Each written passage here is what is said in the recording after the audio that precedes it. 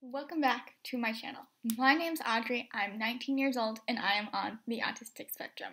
And I make weekly videos about being on the spectrum.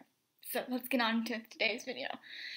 So I kind of wanted to talk to you guys about a few things, just kind of chat. I feel like we're due for a good chat. I just wanted to talk to you guys about like anxiety and how I deal with it and just about it and I feel like a lot of I think commonly with autistic, I think and particularly girls. I think boys also have anxiety, but I find girls can sometimes be a little bit more anxious. But again, I think one autistic person, autism is it's such a huge spectrum. So the way it affects me and the way I have anxiety is totally different than, let's say, I met a person with autism today at the store. Totally different because we're all different, just like humans. We're all different and unique. So I don't know. I think I definitely might have an anxiety disorder. When I was about 14, 15, my mom took me to the psychiatrist and they had me do like a social anxiety test. I kind of actually lied. I don't know if I did, but I felt like I kind of answered it the way I wanted it to be answered, if that makes sense. Like I answered it I answered it the way I wanted it to be answered, not actually answered it just like a little tickly anxiety feeling. Not always. Sometimes I feel not. It's just like some days it's more poignant than others. But I definitely don't like social. I definitely like being social. I'm a very social person. I'm very outgoing, but I also can be pretty introverted. I like being at home, but I also like talking to people. So I don't know if I have it, but I know I definitely lied when I was about 15. I kind of answered it again how I wanted it to be, but I've always been pretty anxious ever since I was little. Always kind of mess with my hands and always needed like a fidget because I was always antsy and I never could sit still. Never. Again, I also have ADD. I've always struggled with it. I've always had something to be anxious with, particularly at night. I don't know about you, but I think of all my deepest problems at night. Everybody's going to bed and all Audrey's anxiety goes, boom, normal during the day. And then everything comes up at night right before I go to bed sometimes. Everything. Everything I could possibly think about comes out at night. It's great. So all my anxiety typically comes out at night. But sometimes I'm just like anxious and like I'm anxious today, but I'm not really sure what I'm anxious about. It's typically life, growing up on the autistic spectrum and not have any older people who, like, I've had role models, I've had people to look up to, but I don't have someone like me to look up to. I don't have someone a step ahead of me in my life, who is also autistic to look up to. I don't have someone going through it in my life now that's like, I feel like I hope I can give that to somebody here because I've always wondered. And that's like a huge face of my anxiety is the unknown, because the unknown is pretty hard for people on the spectrum. We like to know exactly what we're doing, how we're going to do it. We're going to do this at this time, I'm not always like that. My schedule, I have a pretty like everyday schedule, right? But I don't necessarily get up at the same time, do things at the same exact time. It just depends. But I also do the same things every single day, if that makes sense. But it's not like at this time I do this. And so like especially when like a sudden change, my anxiety gets worse. Like my mom sometimes has to leave town because she pet sits for people down in Panama. And we had some family issues come up in the past year. Like everybody like died. All the most older people died last year. My grandpa, my great grandma, and then my scary uncle, my scary brother, my mom's mom's brother died. So all those people died in the span of a year. And then also my dog died. So I don't know. Hopefully there's no more deaths. I don't think there should be, but no one that I know that could. I don't really worry about deaths. I actually handle deaths pretty well. It actually gives me social trouble, so I don't. I also have a little social trouble when I'm out of my own environment. But oddly, I am such a good traveler. a lot of people have anxiety, travel anxiety on the spectrum because it's such an unknown. But I've been traveling since I was a little girl. I've been on Ampren since I was a little girl. So I've always kind of known how it was, and my mom and dad have always been good at traveling. And so I expected the unknown, because that's what traveling is.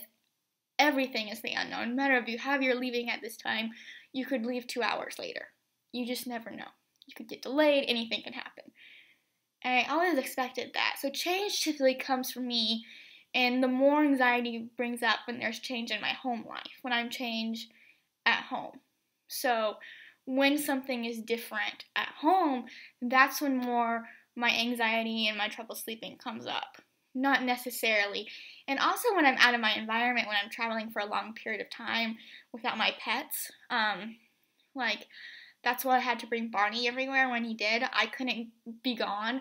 Whenever I would go to my grandma's, I would cry for my dog because I missed him and I was worried about him.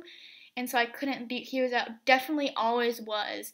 When I'm anxious, now I want Rosie because, of course, he's dead again. And I want her to be on my lap if I'm upset, and I want her to be on me.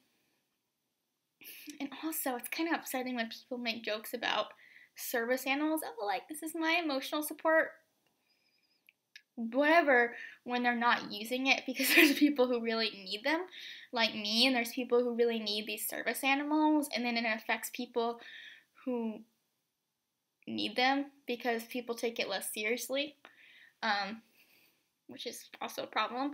But there's just lots of things to be anxious about, but there's not always a specific. Sometimes I'm just hanging around and I feel anxious, and I'm like, what am I anxious about? And then I make things to be anxious about. So when I was 9, this is the best anxiety advice I've ever heard. So I had this wonderful therapist. She was great. She brought puppies because she was a puppy breeder or something, so that made it a lot better, and because I just love puppies.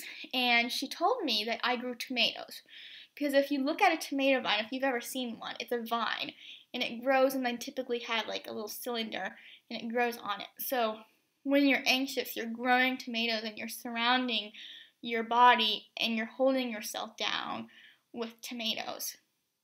And she would ask her, why are you're growing tomatoes?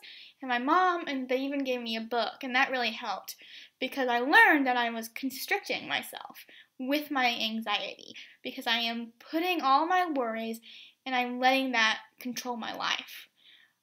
And I'm letting that constrict me. That's really what, it's a constriction hold, pushing you down, pushing you into a box, pushing you into this one that makes you not being able to live your life. So controlling your anxiety is very important. That's why there's medication. If you missed my autism and medication video, that's a good video to check out if you're new. There's also a lot of natural options. So I take my daily medication, and I have them, I'll show you, they're right over here. So I have, since I live on my own and my dad controls my medication, so I have them in containers like these.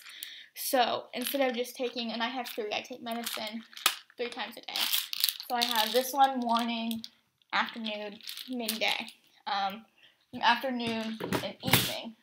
And then I also when I'm more anxious, I like to lean towards CBD oil, which I talked about in my other video, so go check that out. But it's a really helpful oil, and you can look it up. There's a lot of research on it, and a lot of people use it. So go check my video for more information on that.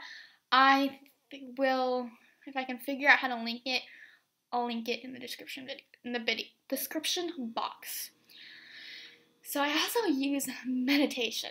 Meditation is a great use for anxiety in manifestation and law of attraction. Because here's what law of attraction is. So it is your thought. So everything you think, that is you're attracting that, and that comes up. So no matter if it's good or bad, that is coming into your life. Therefore, like the tomato constricting you, so you're bringing the constriction into your life. So when you're thinking good thoughts and you're repeating those thoughts and meditating and getting centered, you're able to take those negative thoughts and put them towards positive thoughts. So there is a great movie on Netflix called The Secret that goes into law of attraction. It's a really great movie, and I watched it at my church. I go to a Science of Mind church, so with my teen group. It was great. It was really entertaining, and it had a lot of information that I knew. So basically, you can, and anyone can meditate. People say, I can't meditate, I can't sit still. I can't sit still. I can meditate. And if you can do it, if I can do it, you can. Anyone can meditate. Simple breathing, and you can sit on a circle. That helps getting yourself centered. And there's laying down, and there's also tons of apps. And on Alexa, you can say Open Tea House Meditations, and they have that. There's apps. There's even classes, and there's tons of places that teach them. You can do yoga. There's so many options that have meditation. And if you start learning the videos, and I'll kind of show you, I'll demonstrate a meditation for you right now so you guys can. Okay. So, and part of it is closing your eyes. I don't always do that because I can't keep my eyes closed. So sometimes you can even look to the ground when you're meditating because you do not have to. There is no rules to meditation. It doesn't have to constrict you. You can walk and meditate. You can run. You can swim. There's so many activities. Like swimming for me is a sort of meditation. I do Special Olympics, which is a service for people with disabilities and they have multiple different sports. And I'm a swimmer, so I love to swim. And I use that as a meditation. You can walk. You can do it anywhere.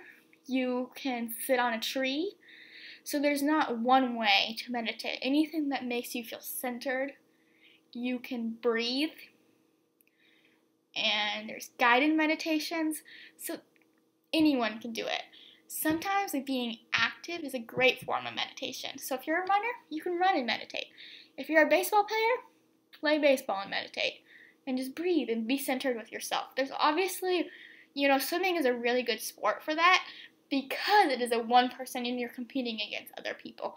And so you're not necessarily, riding a horse is a great one because the problem with doing it with other people, it's a practice within yourself, right?